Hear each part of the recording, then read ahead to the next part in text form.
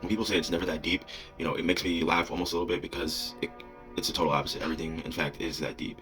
Um, and when you look at it from that perspective, your imagination, your drive and creativity becomes unbound. And that's the problem.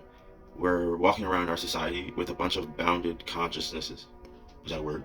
With a bunch of people with a tied down consciousness. People that aren't free to be able to even perceive themselves doing something greater than themselves. So these people, which I call agents, right?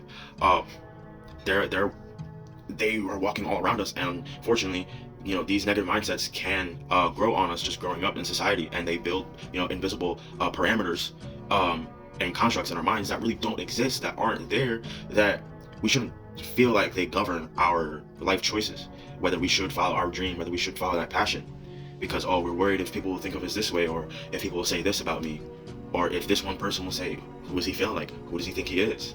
And this just happens just growing up. People do this to other people most of the time unknowingly, right? It's not their fault. It's the same thing that's happened to them. In fact, they're worse. They're more caged in the constructs of their own mind.